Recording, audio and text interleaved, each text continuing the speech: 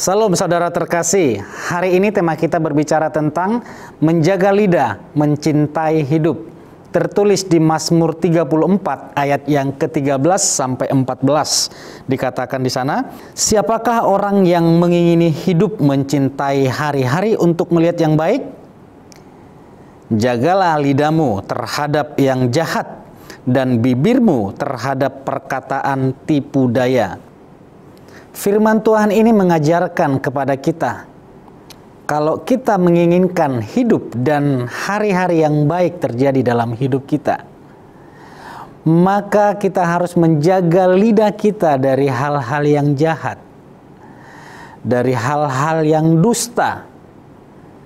Jadi perkataan ini, lidah ini ternyata menentukan masa depan kita ke depannya.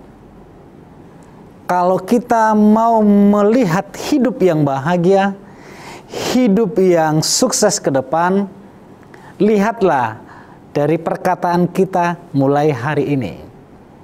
Jika hari ini perkataan kita yang kita ucapkan adalah firman Tuhan, engkau berkata, hidupku diberkati Tuhan, masa depanku diberkati Tuhan, keluargaku diberkati Tuhan, anak-anakku orang yang diberkati Tuhan. Walaupun keadaannya terbalik, faktanya terbalik, tapi engkau terus memperkatakan firman, terus memperkatakan karya Kristus. Kristus mati buatku supaya aku hidup. Kristus rela miskin supaya aku kaya. Kristus rela hina supaya aku mulia. Kristus rela mati supaya aku hidup selamanya. Terus engkau memperkatakan firman, sebab firman Tuhan itu pasti dapat mengubah fakta hidup kita. Seperti Sarah, fakta atau kenyataan hidupnya mandul, tapi dia percaya kepada firman Tuhan, akhirnya faktanya diubah menjadi kebenaran, yaitu mujizat Tuhan terjadi dalam hidupnya. Teruslah perkatakan firman, jika hari-harimu dari kemarin sampai detik ini dan ke depan, saudara terus memperkatakan firman Tuhan, engkau akan menuainya dan engkau akan menikmati firman Tuhan itu selalu tergenapi dalam hidup saudara. Tapi jika hari-hari ini dan hari kemarin engkau masih tetap memperkatakan yang buruk, mengutuki hari-harimu, mengutuki keadaanmu, mengutuki pasanganmu, mengutuki anak-anakmu, maka apa yang engkau perkatakan itu, itulah kedepannya akan engkau nikmati. Hari-hari ini saya dan istri lagi mencintai bunga. Jadi kami mencari bunga untuk kami tanam supaya dihiasi di rumah.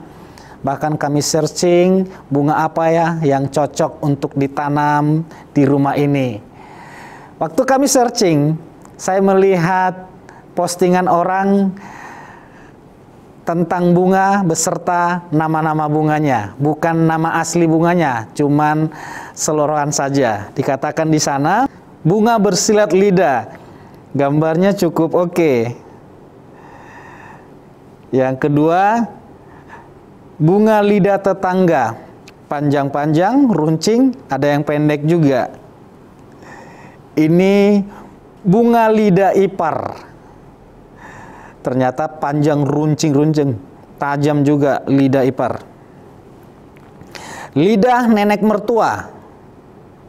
Ini kenapa dibuat lidah nenek mertua? Yang satu lagi, lidah mertua. Cukup bagus sih, seperti mengayomi gitu. Perkataannya mungkin memberkati, mengayomi. Ini bunga lidah anak durhaka. Tajam duri semua ini, kiri kanan duri, mulai dari ujung ke ujung duri semua. Lidah buaya jantan.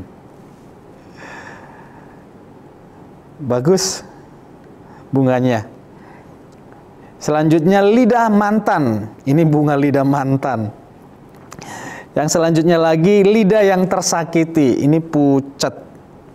Apa dibuat sengaja pucat atau warna bunganya seperti ini, seperti yang tersakiti. Selanjutnya, bunga lidah Carlota, suka ngegosip, ngekritik sana, kritik sini. Jadi bunganya dibuat bercabang seperti ini. Bunga lidah mantan terindah. Bagus sih bunganya, indah. Lidah fuckboy, laki-laki yang tidak oke. Waktu saya melihat postingan ini saya sangat tertawa sekali. Mungkin itu adalah ungkapan isi hati seseorang tentang bunga yang menggambarkan kehidupan di dalam keluarganya. Tapi firman Tuhan berkata kepada kita, terlepas dari bunga itu, saudara jangan fokus kepada bunga itu. Tapi firman Tuhan yang saya sampaikan adalah, lidah kita ini, perkataan kita ini, biarlah kita selalu ucapkan, kita keluarkan untuk memperkatakan, memuji Tuhan, memperkatakan firman Tuhan. Amsal berkata, hidup dan mati dikuasai oleh lidah. Siapa yang suka menggemahkannya akan memakan buahnya. Buah apa yang akan mau kita makan, buah apa yang akan kita nikmati, tergantung dari apa yang kita perkatakan. Jika perkataan kita yang keluar selalu dusta, menyakiti hati orang, perkataan kutuk, maka buahnya lah yang akan dinikmati. Tapi jika kita memperkatakan firman Tuhan, memuji, menyembah Tuhan walaupun keadaanmu sedang tertekan, sedang terjepit, tapi engkau terus memperkatakan firman, memuji Tuhan, maka buah itulah yang akan saudara nikmati. Jadi, mulai hari ini, cintailah hidup dan nikmatilah hari-hari yang baik itu dengan memperkatakan firman Tuhan senantiasa. Perkatakan janji Tuhan senantiasa. Sebab firman Tuhan itulah yang akan mengubah hidup saudara dan saya, sehingga kita menjadi orang yang sangat diberkati, baik dalam keluarga, baik dalam persahabatan, baik dalam lingkungan. Semua hidup kita diberkati. Tuhan Yesus memberkati kita. Amin.